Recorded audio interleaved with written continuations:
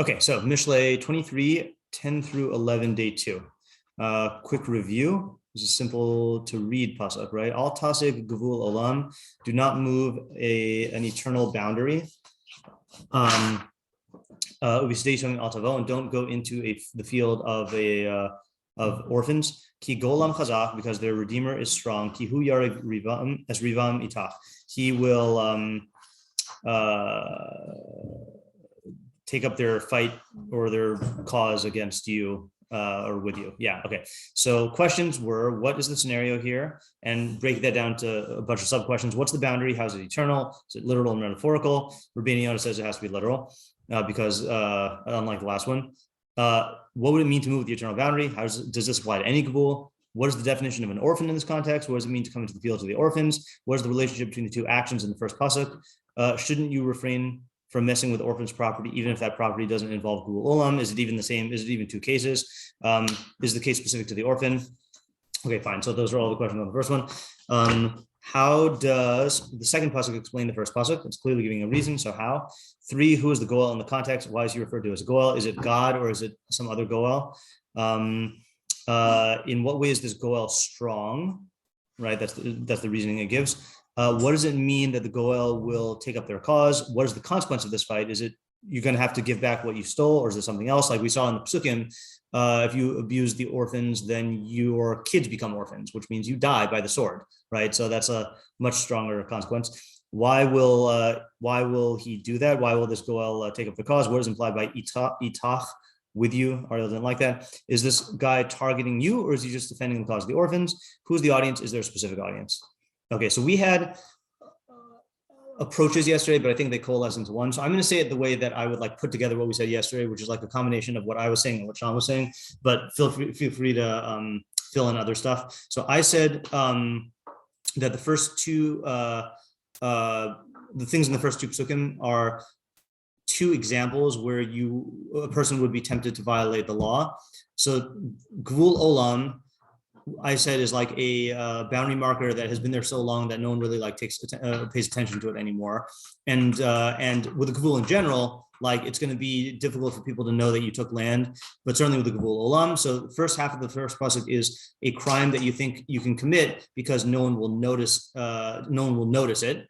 And then the stay yisomim al tavo, we were saying, moving their boundaries, that since the yisomim, then they might know about it, but no one's gonna there's not gonna be any consequence. Okay, so and I honestly, for our purposes, I don't really care so much about, for this idea, what the first two things are. It's just two examples. And then Sean was saying that the idea is that that this guy thinks he can get away with it because he's assessing the situation superficially, right? Just looking on the surface and saying, well, there's no one here, or these are just little kids, And what that does, though, is it triggers consequences from afar or from the underlying network of things, whether that be legal mechanisms or people's empathy, chesed, whatever. There are other things that are not visible on the surface that are going to come into effect that this guy's not taking into account, and that's that's why he should not be so quick to violate this just because he thinks that no one's going to catch him or see it. It's an example of the classic Mishlei bait and switch. And by bait and switch, I mean bait and kill. And by bait and kill, I mean pasuk Perek Aleph, when he's talking about why you shouldn't steal from people. He says, thank you. I was like, wow, I didn't realize Mishlei was so physics oriented. Yeah, he says when he's warning his son not to steal from people, he says chinam mizora harashas be'enei kol bal kanaf, bird pasuk, that the net seems spread open with free bait in the eyes of every bird. Vehim ladamam yarova, but they, meaning the hunters, are lurking for their blood. Yispun nafshosam, are hiding for their souls, right? So you see the bait there, and you're like, I'm gonna get it, but it's a trap, So that was what we said yesterday, I think. All right, am I missing anything? Can you say it one more time? Yeah, the pasuk is warning against committing crimes because you think based on the surface appearance that either it won't get noticed or you won't get caught. But there are often many hidden consequences that are networked into this particular crime that that are spring-loaded and that will trigger into action when you try to do this. So it's a type of evelis, I would call it. If I had to diagnose this, it's talking to someone who's prone to evelis, which is looking at things superficially. Yeah. Okay. I have a slight problem with that, which is it seems a little too general. Yeah. For this pasuk, for this pesukim. In both, I feel like there's lots of Mishlei pesukim that teach that idea. Right. And also, it doesn't specifically match with the case that's being said. Not that it's not. I think it's the category of this case. So I think the chiddush lies in the particulars of the case, okay? Because I'll give you another example of the tasik b'ul olam. Is I think that a modern example of this is people who cook the books, people who have like little financial crimes that they think are not going to be noticed, and no one's going to like look into the records, or no one's going to like check them out or whatever. And I think that's that people do think that they can get away with that. And then they don't, and it is, I think it's obviously logically it's not a separate category, but emotionally an untraceable crime, people think they can get away with untraceable crimes, and people think they can get away with unenforceable crimes, So I think like the pasuk is necessary, and these are two. I'm not bothered by the fact that it's giving two specific examples that would have been tempting or common, back then for this kind of thing. So yeah, that's yeah. I mean, and this is a matter of intuition about whether you hold this or not. But so feel of course, if you could demand another thing.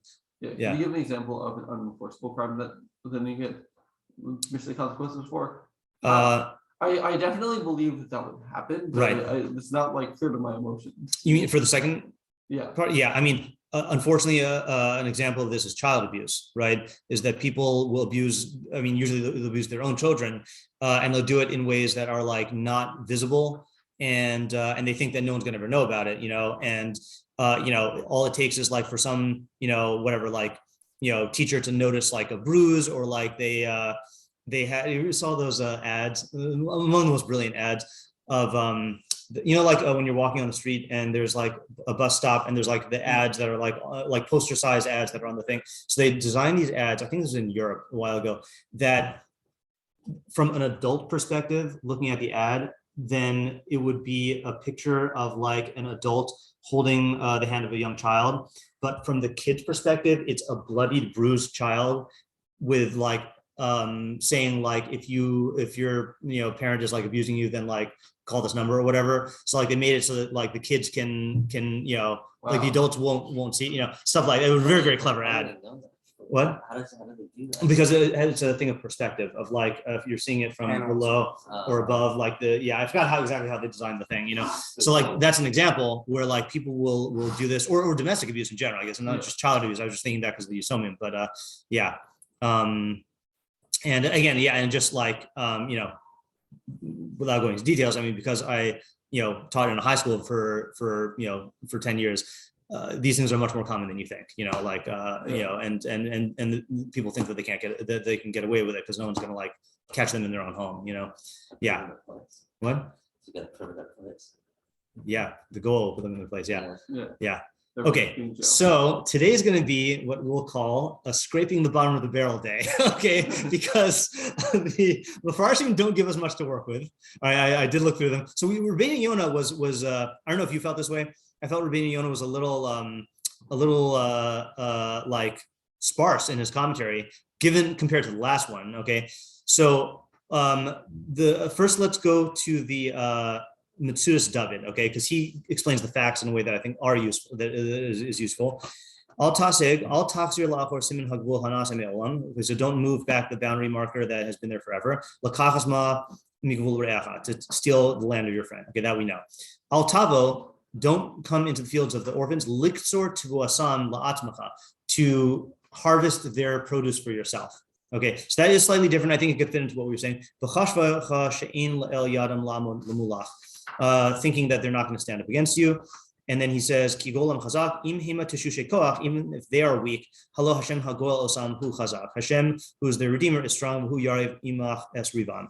Okay, so that doesn't really help us with ideas, but it's just giving another case of going in and like stealing their stuff. Okay, but Rashi says that also is like untraceable, like in a way where like if they don't see you doing it, then it's just their fruits are gone. Exactly. You know? Yeah. Rashi says ubistei yisomim beleket shichacha upea haroy lahem.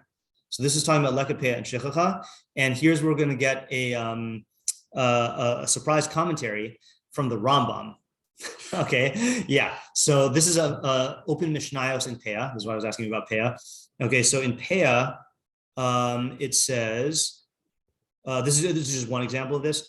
Ezehu, and so you spot what's funny about this. Okay, Ezehu. Oh no, this is not the one I want to quote. It does quote this. Oh. Yeah. I was just talking to him before shiur about we talk about Pea every morning. It's a set meeting. No, so this is not the one I wanted to read, but this is an example. So it says, Ezehu parrot, what is considered parrot? Hanosher bishasa b'tzira. So this is the stuff that falls down at the time when they're harvesting grapes. Haya botzer, if a person was harvesting grapes, akat as ha'eshkol, and he was I think it means he was pricked by the cluster of grapes. Huspach be'alim, or if it gets caught in the leaves. Nafal miyadol ars v'nifrat, and it falls to the earth. And nifrat, I think I really love for some reason this verb, and it becomes particularized, which means that the grape breaks off of the cluster. I think it's just like it's a very cute verb. Harihu shel balbais, then it belongs to the owner. Oh, now here's the part. Hamanich es hakalkala tachas hagefen b'shash hu botzer, someone who places a basket under the geffen at a time when he's picking. How does it goza as hanim? So he's stealing from the aniyim because you're supposed to let that fall to the earth. Okay. Alzen emar, yeah. Didn't you just say that if that were to happen, it would be for the ball bias? It falls from his hand and yeah. So it must be that there's specific types of falling that would be for the maybe for the name. Yeah, I'm not sure the details. So then Alzenemar also Guloin. Okay. Yeah. I guess if he knocks something off, then not it fell from his hand. Okay, yeah, that could be okay. So by the way, you have to spot what's wrong. Okay. It was in that one. I don't know if you saw it, but I'll give you a different opportunity. Hamocher, this is in 5-6 in Pea. Hamocher Sadehu, Hamocher Mutter Valokeach Asher. Someone who sells his field. The seller, it's mutter for him, velokeach aser, and for the buyer, it's aser. Okay, hold on a second. This, I assume this is for something like a shichapea thing. Maybe the welcome before this. Could be. Let me see. Right. So in other words, you become, even though you once owned the field, if you're an ani, I guess your sale was really bad, then you can take from that field. Lo yiskor adam es hapolim almanas shilaket beno acharav. Person shouldn't hire workers with the intent that his son should be malaket after him. Okay, here's the part. Mish eno meniach asanim lilkot. Someone who does not allow the poor people to gather leket. Oshehu meniach es echad lo. Or if he leaves, he allows one to do it and not another, like he's selective in who he allows to do leket. Oshu misayeh es echad mehem, or if he helps one of them, and I guess not the other. Goza asanim, he's stealing from the poor. Alzenemar al tasig wulim. Okay, so anyone notice what's weird? It's yeah, it's misquoting the pasuk, right? No, so at first it says gvul olim. So at first I was going to pounce on this, and like I had my trigger finger ready to send a correction to Al Torah, and then I checked the Kaufman manuscript, which for those who have not listened to my Pirkei Avos Shiurim lately, so the Kaufman manuscript. Sorry, I didn't check I was going to check the Kaufman. I didn't check it. Interesting. So I guess whatever. Kaufman manuscript is apparently the most accurate edition of the Mishnah that we have. But I guess this one is different than the one the Rambam had. So the Rambam points this out and says, and I'm using the Kafka Rambam. He says, "Upirush." V'amru olim. So it says olim. Don't move the boundary of the olim. Afal pi sheha pasuk olam. Even though the pasuk says olam, lo yikshe be'einecha. This should not be difficult in your eyes. The fish is a derech drash, right? This is just a drasha. Umichlale halashon ha'ivri she. I don't know the imus hakriya mischalfos. I don't know if it's imus or amos or something like that. Zobazo v'nishmatatos Biksiv derech hakpada. So basically, when it comes to drush, you can like drop vowels and add like vowel thingies, right? We know al tikri this, al that, right? V'ratzalomer b'milas olim, oli mitzrayim. Okay, it's talking about the people who went up from Mitzrayim. V'ratzalomer hamatanus shetziva Hashem oli mitzrayim. It's a weird drasha, right? I mean, I would not like the matanos are for the aniyim, but he's framing it as the things that God commanded to the Oli Mitzrayim. Like I don't know why we're invoking Yitzis Mitzrayim here, you know. So well, in the sense of like Nachal, maybe. Isn't the like you don't have any terms of the ger and the like the Toshab? That is true. That is a right. That is true. That the gerim stuff is often bundled with the Yitzis Mitzrayim messages with the like a pei and shechacha. Yeah. I think if you don't have any more right to this than anyone else because you're all. Because God took you all out of Mitzrayim. Right. Mitzrayim, that's true. Yeah. Okay, that's a good shot. Okay, so so there's that, and then I also did again scraping. I don't mean this in a derogatory way. I mean looking at Mefarshim who I don't usually look at the Gra. Okay, so he also says that look at Pe'ashich is nothing. So he's a little bit more elaborate. Let's just see what he says here. Al tasek gvul olam kamosh amru b'gemara. It's not really the Gemara, it's the Mishnah, right? Dekai al leket shichal peah shagavlu b'torah nisinasam. So it's a good interpretation. So he interprets it not with the olim thing. He's saying gvul olam is that it's an eternal boundary. V'amar shal tasek gvul olam. It's eternal because it comes from the Torah. That in every field, no matter what your field is, this boundary has been set from forever. It's not set by the landowners. So I think it's a good shot of olam. So he gives an interesting halachic explanation. By the way, I'm showing you all these to get everything out on the table, not because I'm convinced that they're all one idea. I just want to show you like everything I was malakit this morning from the peos of the Mishlei Podcast. You can't go into the field of your friend, okay, in general. But other people, it's possible that they'll be mochel you, okay, like how it used to be the yard behind Gersh's house, right? If you want to get to see her, right? I don't know what the story is now, but I was told okay, yeah. I mean, I just haven't been through there in a while. But Yisomim are not b'nei mechila. They can't be mochel. Lachein al tavo klal b'sadosam. So someone told me. I know why this sounds familiar. Someone told me a horrible story that that a teacher told his kid that I think the teacher did something that like hurt the kid's feelings or like upset the kid that he shouldn't have done. And then the teacher, instead of apologizing, told a story about the Stifler Gaon who like saw a kid, I think during davening with like this non-sitter, and like the Stifler Gaon like yelled at the kid, and then like subsequently found out that the kid was using like a large print sitter because he had bad eyesight. And the Stifler Gaon Davka didn't apologize to the kid until he became bar mitzvah, and then he went and apologized to the kid at the bar mitzvah because katanim labnei mechila ninhu, and like there wouldn't have been any point in apologizing to the kid, you know. So that's what this teacher told my friend's kid, and then my friend looked up the source and found out that it's a complete distortion of the story, and that the Stifler Gaon did apologize to him at the time, and then went and apologized to him again when he was older for some of the whatever. But it was like, why would you tell the story to the guy? It's just a horrible thing. But anyway, yeah. No, yeah, but it's just like. It's one thing to not apologize, but then to dig in, I'm not apologizing to you because your feelings don't matter, you know. It's just like it's like a horrible thing. Yeah. Okay.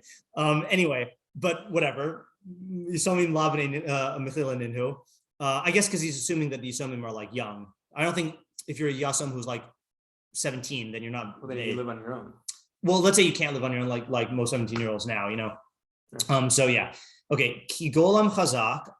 Oh, so this is a new point, right? Which is has to do with mechila. Okay, and I think that this is a new avenue for approaching the pasuk, which is that it's a funny thing, right? Is that like you'll sometimes do something you're not supposed to do for your friend because he'll be mochel, and then you do that to someone who doesn't have the ability to be mochel but you still use that same reasoning, yeah. I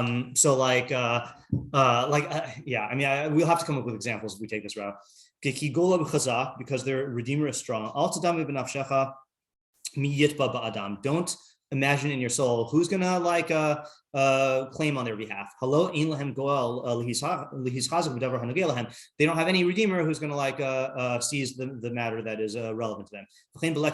Same thing with leka and shichcha.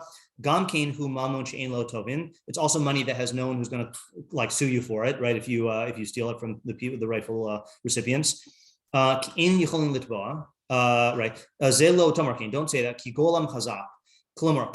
So he also says it's not God, it's their relative. Okay. He brings a pasuk from Rus. Because you are the redeemer,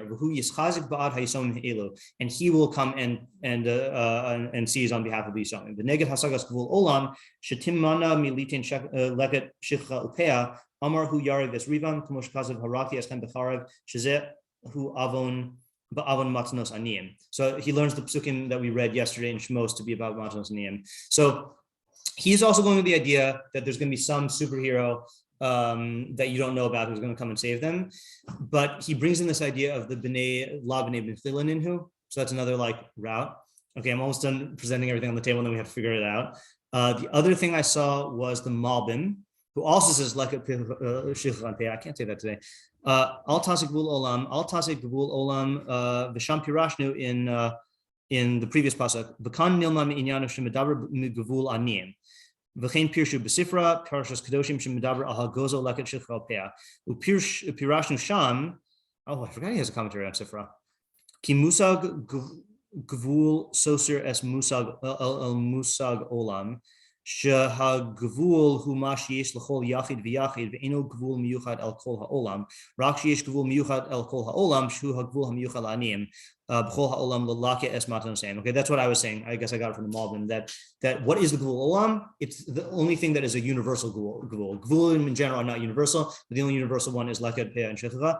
B'tiva ba yasigu gvul hazeh. V'chein shelo yavo b'stei yisomim v'lo tomar halo kocham chalush mi lavo b'mishpat imach. Okay, fine. So don't say that they're too weak. Ki golam chazak shenimsa l'sadosem goel. Then there's going to be a goel for their field. Shegeder hagoel hu hakarov shelo. Hakarov shelo mishpat hageula. Okay, so same thing as the gra. Hagoel zeh hu chazak v'gam shiyarev rivam itach b'varei anosh te'anish. Okay, so I guess that's the same as the gra. Okay, one more. Another one I don't usually go to is Ramosh Alshich, who I had to remind myself who he is. He is a Talmud of Rav Yosef Karo. He was part of the whole Tzfas gang, right? The whole group that went up to Tzfas and the whole movement there. So he says shekol im shekol hasagas gvul shel kol haolam im dal v'im ashir kasha yoser v'yoser hu shel yisomim. So even though it's usher to do any hasagas gvul, it's much worse if it's for yisomim. V'zehu al tasik gvul olam. So he is combining the two, yisomim and the gvul. Klomar shekol shel kol haolam derech klal shel kol adam ach b'sadei yisomim in tzarich lomer lahaseg v'tikach misadehu v'tachnisehu l'toch gvulcha l'kachto l'cha l'gamre im afil im tab al tavu afilu pam achas b'sadei shalahem derech sadosim el sadacha. So that's like the gra in the sense that if you're taking a shortcut through their their field to get to your thing, you shouldn't even do that. Okay, so that's another fact. So what do we get from all this? I thought I had the inkling of something. Okay. Tough. By the way, I do have a metaphorical interpretation after this, but these were the only things I found on the pshat. Everyone else, I think, says the same that we saw before. Yeah. Just a thought when he was talking about Goel and the root. Yeah. With the Yatomim, so say even if their father's not around, if there is someone else who is fitting to come and get this field, yeah, and the Yatomim or to be helping them with it, if it's like an uncle or something, yeah, then he'll know that this is what's going to be assumed as easy pickings. Yeah. So he's going to be on extra guard for this thing. So like the things that you think are the easy pickings, someone else who is really fitting to have that, he'll know and he'll. Okay, that's an interesting kind of havamina, right? Is that the havamina is that specifically this is something I can get away with, and because that's the hava mina, people are going to be more vigilant to stop it. Yeah. Right. Yeah. That's Also, that's interesting. It's a funny that's a good example of a blind spot, right? That the guy is only thinking from the perspective of the criminal, that like, oh, I can get away with this, but he's not thinking, well, if I, the criminal, think that I can get away with this, then certainly the people who are enforcing the law are going to think that the criminals can get away from it. But he just is blind to that, like that application. Yeah. Yeah. Also, I think he's making the mistake of saying, oh, the like most obvious type of support system. Yeah. He doesn't have, which doesn't have, he doesn't Right. have a parent, and then, Right. and so I can get away with this. Right. But like, like he's gonna, build himself another support system. Like maybe relatives, Right. or friends Yeah. or something, who are a support system. It's Yeah. not like he's got no like. Yeah. Right. Okay, that's good. That's good. Anything else?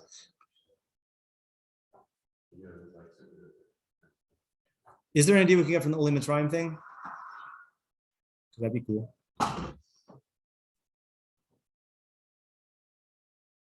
I mean, you rarely get an opportunity for a Mishnah to darshan a pasuk in Mishlei, So like, I feel like we got to take it. Let me go back to the Rambam. If we can't, that's fine. But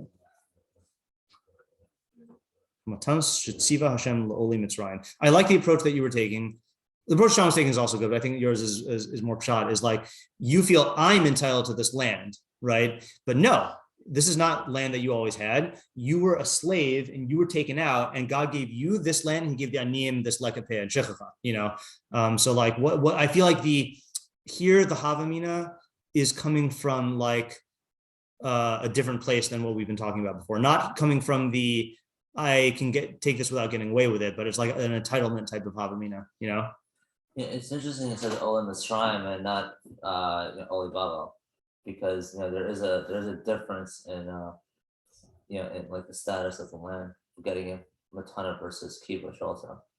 Even in Mitzrayim. Wait, what's this Oli Mitzrayim? Going to Israel from Mitzrayim, right? Yeah. Right. Yeah. Right. Yeah. So from Oli Mitzrayim we conquered Eretz Yisrael, right? But for some reason there are like halakhic ramifications. Right. But are there halakhic ramifications in lekapeh and shechacha? I know, for example, like for kedushas aretz and stuff. I'm just not aware.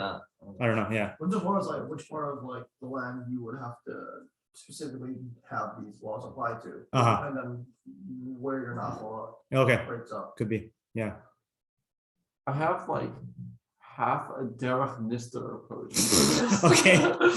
So hold off for the derech nistar for a little while, because there is one derech nistar I want to read to you, and then we can. Yeah. And then there's also a derech nistar from the Meiri from the last time, which I also kind of want to work out. Yeah, David. I just want to be clear. Derech nistar for the Oli Mitzrayim. Okay, sure. Yeah. Thought with the Oli Mitzrayim. Yeah. And this talking about like and yeah. But the Rebbe is making like a more. I know that our pasuk was talking about it well, and this doesn't seem to be talking about it well. But making it more clear, just like if I were to input a little bit of a goyle thing, like clearly the same way that we were in like a bad situation, this is like very real to us, like a me personal experience type of thing, that there is something larger going on outside of me, and then there will eventually be that leaving Mitzrayim, or there will be a goyle out of Mitzrayim. And a similar type of way of them not being able to, like, you're not the ones who are like in a similar type of way that you're the one who's in power now, and you think you can just hold on to it. Mm-hmm. But there actually is something else driving that's helping the. Okay, for some reason, what you just said sparked an obvious realization to me. That's another thing that fits in with Goel, right? God redeemed us from Mitzrayim, right? And He's the one who allotted the portions, right? You're not the one, meaning you yourself are not the one who did it. Yeah, but. I think I was so excited by that idea that I missed the point of what you were saying. Say it again.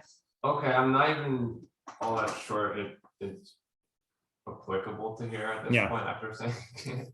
Okay. I can say it again, but not. All right, you can think about it then. But let's go with this. So in other words, I think there is a category. There's a havamina starting to coalesce here. Okay, that there is a category where you recognize that there is a legal system. Okay, and the legal system has laws that. And then. part of the legal system caters to your sense of justice, and therefore you uphold it, and part of it doesn't cater to your sense of justice or in the sense of entitlement, and so you neglect it. So like in this case, it'd be one thing if you had this land and then the law comes and says, no, you got to give it away to these poor people. You got to give the produce to these poor people.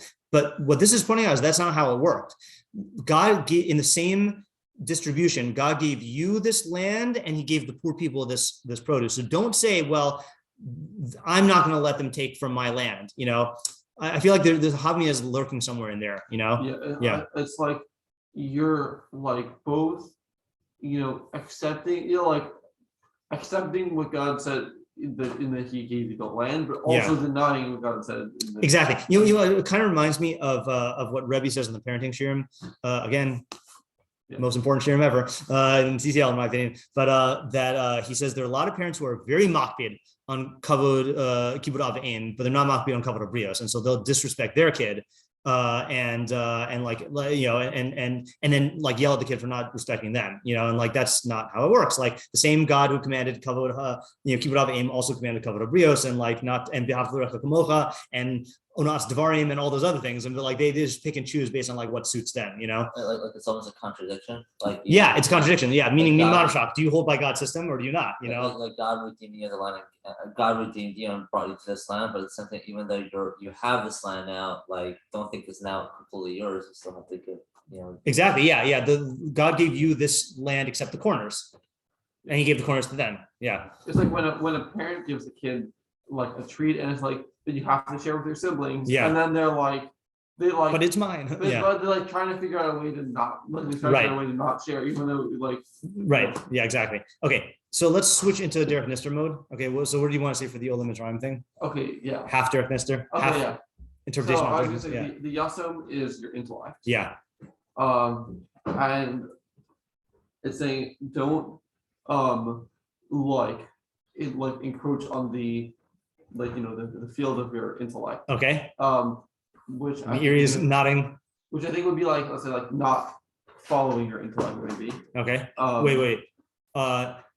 Encroaching on the field is not following your intellect, or I'm not. Okay. I'm not exactly. Okay. Sure. Clear. Yeah. But then what will happen is if you do whatever this is, then the Redeemer, which is the consequences of not following your intellect or whatever. Yeah. Will there'll be like harsh consequences. It's like half.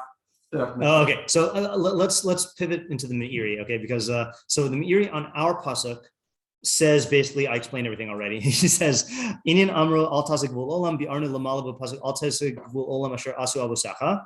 Okay, so he explained that in 22:28. V'inin amro uv'steisham al tavo bi'arnu gamkin lamala. I also explained that above. Pasuk al tikzol dal kidalhu. V'chein b'pasuk ki Hashem yarei brivam v'kova kovehem nafesh. He also explained. Okay, so let's go back to those, which you don't have it in your packet. I'm not going to fish out the packet from the thingy. So al tasik gvul olam asher asu abusecha. Do not move the boundary, the eternal boundary marker that your fathers established. Okay, so let's do the derech nistar. Okay, so I really like this derech nistar because it hits close to home. You should not diminish the portion of your two faculties. Okay, you should give each of your two faculties what is fit for it. Okay, you should sometimes give to the intellect with learning Torah and Musar and Chachma, and also give to your physicality with eating and sleeping and drinking and sleeping, right? And I would include in that your other physical and psychological needs. Okay, right? According to what they need. Okay, so that was his thing there. That basically you have multiple parts of the human organism, and if you try to rob one, it's going to be at the expense of the other. Okay, and then similarly with the al tikzal dal kidalhu, what was that? 22? Yes. Okay, so let's just see what he says there, because I think he gave a similar thing. He says derech nistar.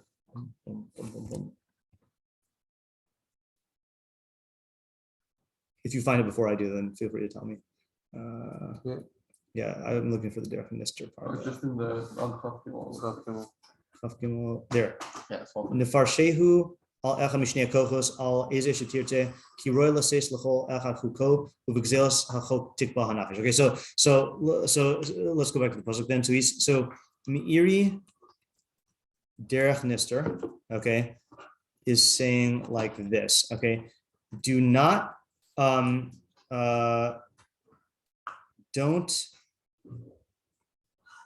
attempt to shortchange the needs of part of yourself, okay, i.e. your intellect or your body / psyche, okay, and don't come into the fields of the orphans. That's what we need to figure out, okay, okay, and then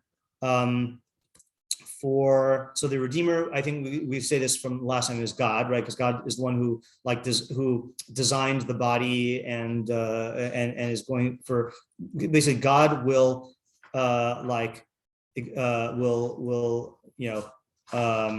deliver the consequences of such a crime. Okay, so the question is what is being added by the field of orphans? Yeah. You think God that will deliver, or is it like the laws of the world? Well, that's God, right? Okay, fine. Yeah. I think the orphan thing, I think this is like similar to what Isaac. Isaac was Yes. saying. Yeah. Guys totally blanked. Yeah. All right. Sorry, that's it. If that's They're basically the same person. Yeah. Our names are the first three letters. The same. Yeah. But it reminds me of a pasuk that we did that was similar to this, with the remember the I think we did derech and nistar. It said that your parts are specifically like these two parts are compared to something because they're wholly dependent on you. Yeah, poor. We said that there's the So is one. that the poor? Yeah, that was with the poor, and he said each of the two parts can be considered poor because it's dependent on you, the Bechira agent, to supply them with what they need. All right, so I seems like they're orphans. Yeah. Okay. Yeah. Right. Yeah, they depend on somebody wholly outside of them. Right. So the question is, what is being added by that mushal of orphan, and then also the fields of the orphans? I feel like would be cool to, Yeah, I think I got it. and not going into the field. Yeah. I think I got it. Maybe you could say that the orphans they lost someone. They lost their guidance, right? Okay, that's another aspect of orphan. That's true. Right. That's the primary one. Yeah, they lost something that could guide them, to be more, to be put on the right path, right? Yeah. So maybe you could say that do not attempt to shortchange the needs of a part of yourself, and don't go to your the opposite of your neshama, like him. Yeah, what's that word I'm looking for? Your yetzer? Your yetzer yeah, tov. Don't go to your yetzer hara. Go to your yetzer tov. Mm-hmm. The yetzer hara is the absence of the yetzer tov. And that's the orphan, where the yetzer hara has no guidance, which is. It's interesting. Yeah, I can see that approach also. Yeah. Without a father to guide it. Yeah. I don't know. No. It works. It definitely works. I'm still trying to think in the Meiri to say that this could apply to either one of them. Because it was like this. So I like the move that Chaim made, which is Yasum is a poor, an impoverished individual, but he's an impoverished individual that is even worse off than the regular poor person because he can't depend on because people don't care about him even more, and he's not even an adult, whatever. But what is his field? That's the thing, right? So I had an idea. Okay, I'm gonna try this out. Okay, this might crash and burn. Okay, but your psyche has certain resources at its disposal, and so does your intellect. Okay, and so that's the field. Yeah. Okay, so I feel like there is a move people make more with the psyche than the intellect. So I'm going to kind of lean in that direction, where you borrow from your psyche in order to pay for your intellect. And again, this is on my mind because I'm giving shiur on this tonight, Leanetter, of the not getting enough sleep so that you can learn more. Right. So that is depriving your body of what it needs in order to like enrich your intellect, right? So I think that is viewed as different than stealing. That's what I'm trying to get in the mashal. In other words, like, even though halachically it's stealing when you take leket peh and shechacha, from the ani, it is different than robbing an ani, like we said in the original time we learned that pasuk. I'm trying to like work out a way that is, a different approach. Okay, sure. So what are these things of like lechacha and all these things? I would say it's a support system for the orphan. Okay. So if we're talking about like a person's psyche, so there are certain things that they use as a support system for themselves. Okay. And there's this temptation, like, I don't want to be bound by the support system. I want to be able to do it without the support system. And so people say, like, I'm just going to get rid of my sports. I can do this alone now. Like, okay, that's good. Right. So now I'm viewing this support as a crutch. So that's actually very good. That's very good because it allows us to interpret it about the intellect or about the psyche. I'll just give two examples. Is this a different idea or you want to add to this? Different idea. Cousin idea. Okay, so I'll say this right before I forget. Is so like with the psyche, I think we know that there are support systems, like things that you need, like whether it's like like friends, or like like relaxation, or like like certain like whatever, like downtime, whatever, so there are these things where you say, well, I can go without that, and what you're doing is you're not saying, like, you're not directly victimizing the poor person. That was the previous pasuk where you're stealing from the poor. You're just like the crime is in the realm of like the support system, taking from the field or whatever, and with the intellect also, I think the most common example of this is people trying to not immaturely, what do you call it when you do something early? Prematurely cutting yourself off from the low lishmas that you're dependent on, right? That, like, let's say you realize that part of your learning is ego driven, right? And let's say you realize you get an ego kick, let's say by like speaking up in shiur or whatever, and you say, well, I'm going to not indulge that, well, that's very nice if you're at the developmental point where you can wean yourself off of that, but if not, and that's just going to cause you to not learn, or let's say, like, I need to be seen as someone who's like always learning, and they say, oh, that's coming from my ego, so I better like not indulge in that. I only want my motives to be pure. That's another example of like letting the perfect be the enemy of the good, and like you you take away that support system, and then it's going to end up crashing. Yeah. There could also be in the opposite sense of, right, a support system is like doing chazara. And so then you're like, right, I'm smart enough, like I got the I don't need to use this trick that people remember. So, or like, I agree that's another category of support system. I like this as an explanation of today's summon, because it's like a kind of like a structure that helps support the exactly. And so then, the Albatross thing helps with that, like he's being and so then you're like you're like taking from the field, but okay, good. Ezra? So I actually like this idea better. Okay. I'll say it anyway. Okay, so no need to exclude the cousin.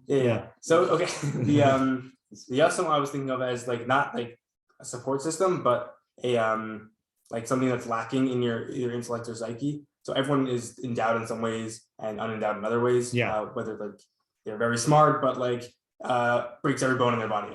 So like a lot of times you try to just focus on like the good traits that you have, and you try to like suppress and like not develop the bad traits. And this is like warning against doing that. So like shortchanging the needs of part of yourself, obviously. So like you need sleep and you need like to work on your intellect, but within that, like sometimes you'll have like something that some things you're very good at, some things you're not good at, and like you just ignore the stuff you're not good at, regardless of whether your ego is like Okay, I think that's a good idea. I also like the other interpretation better, but it's a good idea, and you see people, I think that's another form of letting the perfect be the enemy of the good, saying like, well, if I can't become the greatest in this area, then I'm not even going to develop it, like which is not true. Like if it's an important quality, then you should develop it according to your capacity, even if you can't like make it to like the top level. Fine. I was thinking similarly about like the fact that the field is not the orphan itself. But so just to contrast that with like the other pasuk? Yeah, with the robbing from the poor because he's poor. Yeah. It seems like that's like, I mean, I see what we're saying is like the support system versus. Yeah, so just to clarify the difference between the two, is the other one was the other one's the premise of this one, right? The other one's saying that if you have a psychological need, then don't deprive yourself of that need if it's gonna, thinking that for the sake of the intellect. And if you have an intellectual need, don't deprive yourself of that, because you have to remember the psyche. Okay, this is saying, according to what Sean's explaining, that this is not just any poor person. This is a poor person who has resources that are supposed to go to him, and you are going into that field and taking away from the things that support the primary need. So you're not telling yourself, I'm going to let's say, for example, let's use the sleep example, right? You're not just saying, I'm going to how do we carry out? So the first puzzle would be saying, I'm going to deprive myself of sleep so that I can learn, right? So what would be the example in here? I'm going to drink coffee at 5 p.m. Yeah. Because I'm not going to get good sleep anyway, Yeah, maybe there's a better example. It kind of seems like that one's talking more in absolutes. The previous one, yeah. Yeah, they're I won't sleep tonight. Right. Versus I'll get 4 hours of sleep. They're both bad, but Yeah, but I think the move that Sean's making though is that there is a difference. But this guy does not think, if you asked him, do you think this need is important? He'd say, of course it is. But I can go without the things that allow me to fulfill that need. It's like a delusion about that, So you could say less sleep versus Rambam says let's just sleep on the floor. Don't sleep on the floor. Yeah. In that sense, your psychological needs are going to be there when you sleep in beds. Oh, okay. Wow. Yeah. That's a good example, right? Is that I'm taking care of my need. I'm just not catering to it with all the other stuff that is all extra or whatever. Yeah. Yeah. Or a person when I was younger, I used to need 7 hours. Right. And now I'm older. So really I don't need 7 hours anymore. Now I just need 6. So it's a mistake of that you were using this thing, and he still recognizes the importance of sleep. Yeah. So that's the way it's different. But he's saying I don't need it to the same degree in which I had it originally. And I can survive off of it. But maybe you do. Right. Yeah. I think there's a phenomenon of, it's not saying I'm gonna not try to fulfill this need, but of trying to actually the muscle I would use is move into move the boundaries. Right. That's actually a good double usage of that muscle. Yeah. Yeah, where you're I could not give in to this need as much. Yeah. And still have function just as right. well. Yeah. I think that's a good muscle. Yeah. Okay, good. All right. I like that we got at least a derech nistar from this, and then some other ideas also. Okay. Tomorrow Q&A. Okay. Thank you. Yeah. Have a good day. Yeah. I feel one with this. Yeah.